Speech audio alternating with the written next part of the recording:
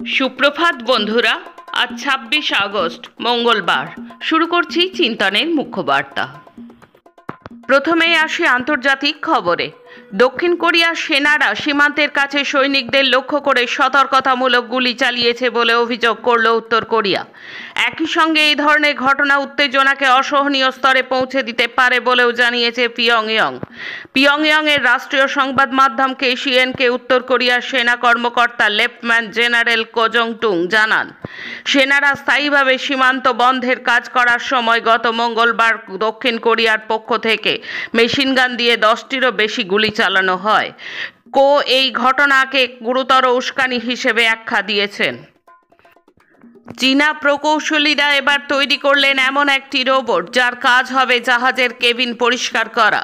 Bulk career জাহাজ পরিষ্কারকে দ্রুত, নিরাপদ ও কার্যকর করে তুলতে এই কোনো জুড়ি নেই।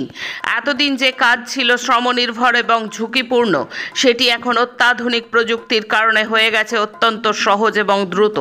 বাল্ক ক্যারিয়ার জাহাজ সাধারণত কয়লা, শস্য, লোহা, আকরিক থেকে শুরু করে সারও বহন করে থাকে।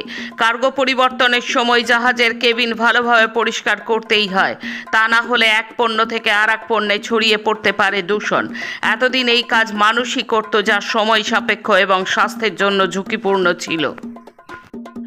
তাইওয়ানের শেষ পারমাণবিক বিদ্যুৎ কেন্দ্র পুনরায় চালুর জন্য অনুষ্ঠিত গণভোট প্রয়োজনীয় সমর্থন পূরণে ব্যর্থ হল। তবে প্রেসিডেন্ট লা চিং-তে বলেছেন, ভবিষ্যতে নিরাপত্তা মানদণ্ড উন্নত হলে দ্বীপটি আবারও পারমাণবিক শক্তি ব্যবহারে ফিরতে পারে। বিরোধী দল সমর্থিত এই গণভোটে প্রশ্ন ছিল, দক্ষিণাঞ্চলের ম্যানসন বিদ্যুৎ কেন্দ্রটি যদি নিরাপদ প্রমাণিত হয় তবে সেটি পুনরায় চালু করা উচিত কিনা। নবায়নযোগ্য জ্বালানি ও তরলীকৃত প্রাকৃতিক গ্যাস ব্যবহারে জোর দিতে সরকার গত মে মাসে এই কেন্দ্রটি বন্ধ করে দেয়। ছোট বিরোধী দল তাইওয়ান জনগণ পার্টি এবছরের শুরুতে গণভোটের প্রস্তাব করে। বৃহত্তর বিরোধী দল কুওমিন্তাংয়ের সমর্থনে সংসদে প্রস্তাবটি পাস হয়েছিল।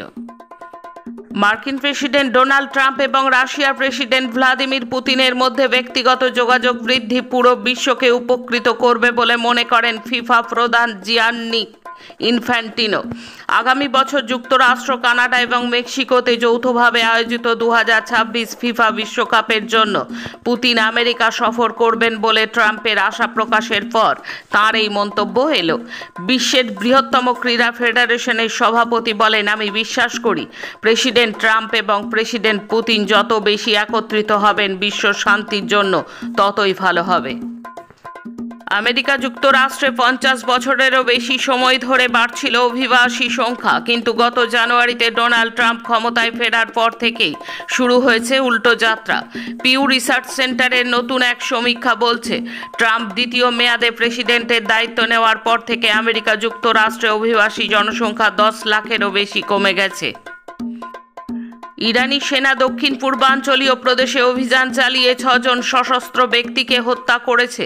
ইরানি সেনাবাহিনীর দাবি, নিহতরা চিরশত্রু ইসরায়েলের সঙ্গে যুক্ত একটি সন্ত্রাসী গোষ্ঠীর সদস্য।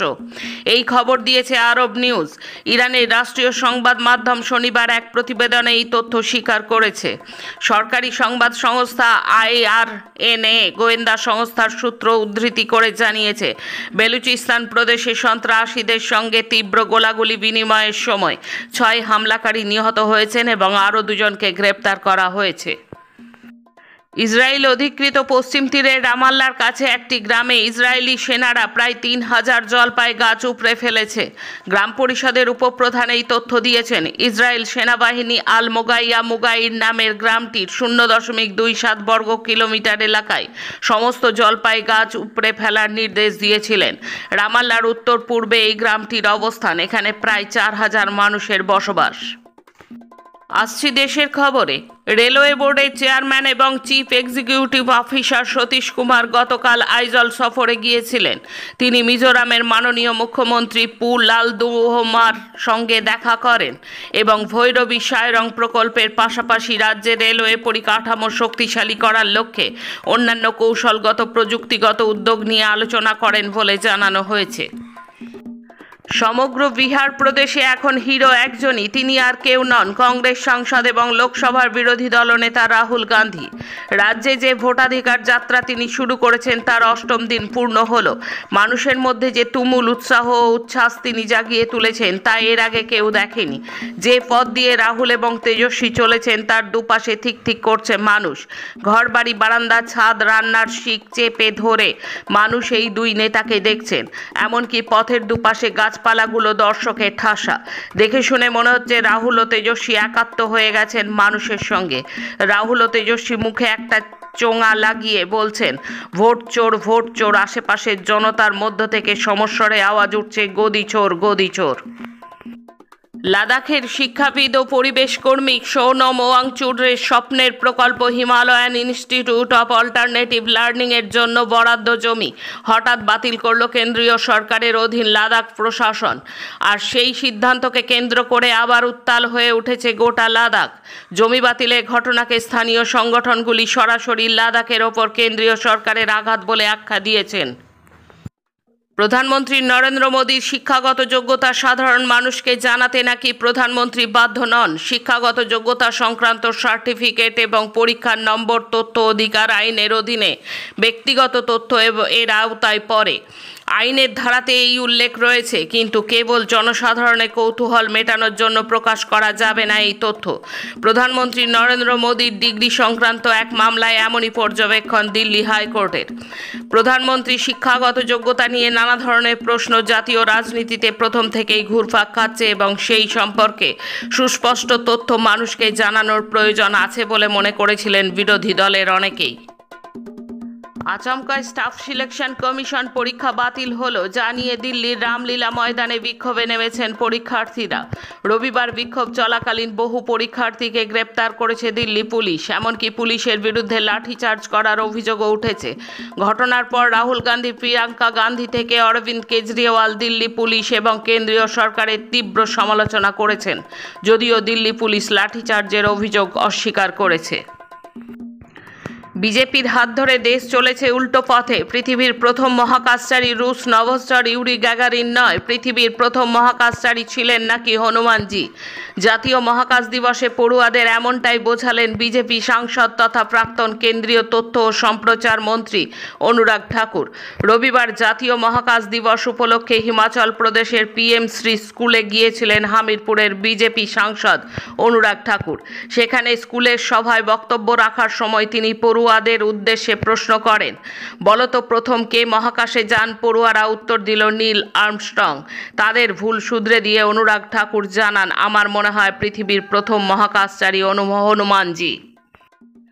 মার্কিন নাগরিকদের প্রতারণা করে ৩৫০ কোটি টাকা হাতিয়ে নেওয়ার অভিযোগে ৩ জনকে গ্রেপ্তার করল সিবিআই।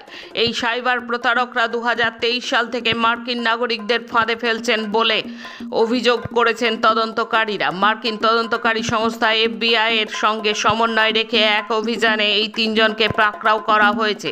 ধৃতদের নাম জিগার আহমেদ, বন্দে খোরানা এবং ইন্দ্রজিৎ সিং ওয়ালি। ধৃতদের বাড়ি থেকে নগদ ৫৪ লক্ষ টাকা, ৮টি মোবাইল এবং ল্যাপটপ বাজেয়াপ্ত করা হয়েছে। পাশাপাশি অপরাধের সঙ্গে যোগ থাকতে পারে এমন কিছু ডিজিটাল নথিও উদ্ধার করা হয়েছে। এখন রাজ্যের খবর। আরজিকর হাসপাতালে গত বছরের 14ই আগস্ট রাতে অবস্থানে বসেছিলেন প্রতিবাদীরা। অবস্থানে বসে আক্রান্ত হয়েছিলেন তারা। ছিলেন ডিওএফআই তখনকার সম্পাদক মীনাক্ষী মুখার্জি, ছিলেন এসএফআই, ডিওএফআই, এডোয়ার কর্মীরা। তাদের নামেই আদালতে অভিযোগ দায়ের করেছিল পুলিশ। সেই মামলায় জামিন পেয়েছেন মীনাক্ষী এবং প্রতিবাদী অন্যরা। সোমবার শিয়ালদা আদালতে জামিনের রায় সম্পর্কে জানিয়েছেন সিপিআইএম রাজ্য সম্পাদক মোহাম্মদ সেলিম। কলকাতায় মুজাফফর আহমেদ ভবনে সাংবাদিক সম্মেলনে সেলিম বলেন, গত বছরের 14ই আগস্ট রাতে অবস্থানে বসেছিলেন যে প্রতিবাদীরা, তাদের ওপর মারাত্মক হামলা চালায় একদল সমাজ বিরোধী। প্রতিবাদী এবং বামপন্থীরা বরাবরই হামলাবাজদের ছবি, নাম জানিয়েছে প্রকাশ্যে, অথচ মুখ্যমন্ত্রী ডিওএফআইকেই দায়ী করেছিলেন। হামলাবাজদের পিছনে তৃণমূলের মদতের প্রতিবাদও বারবার জানিয়েছিলেন বামপন্থীরা। সেলিম আরও বলেন, মীনাক্ষীদের পলাতক দেখিয়ে অভিযোগ দায়ের করা হয়েছিল। এরা কেউ পলাতক ছিল না, পুলিশ ডাকলেই দেখা করেছে। সেই মামলায় এদিন জামিন হয়েছে শিয়ালদহ আদালতে। দুর্গাপুজোর সরকারি অনুদান খরচের হিসেব কোন কোন ক্লাব দিয়েছে জানতে চাইল কলকাতা হাইকোর্ট। সোমবার কলকাতা হাইকোর্টের বিচারপতি সুজয় পালের ডিভিশন বেঞ্চ রাজ্যকে 48 ঘন্টার মধ্যে হলফনামা দিয়ে তথ্য জানানোর নির্দেশ দিয়েছে। সরকারি অনুদান নিলেও হিসেব ঠিকমতো জমা পড়ছে না বলে অভিযোগের ভিত্তিতে চলেছে এই মামলা। এর আগে সরকারি অনুদান নিয়ে কোথায় কত টাকা খরচ হচ্ছে তা নিয়ে পুজো কমিটিগুলোকে ইউটিলাইজেশন সার্টিফিকেট জমা দিতে বলা হয়েছিল। কত পুজো কমিটি ওই সার্টিফিকেট জমা দেয়নি, না দেওয়া সত্ত্বেও কি অনুদান দেওয়া হচ্ছে, সোমবার প্রশ্ন করেছে হাইকোর্ট। আগামী বুধবার এই মামলার পরবর্তী শুনানি। ওই দিন রাজ্যকে হাইকোর্টে নিজেদের অবস্থান জানাতে হবে।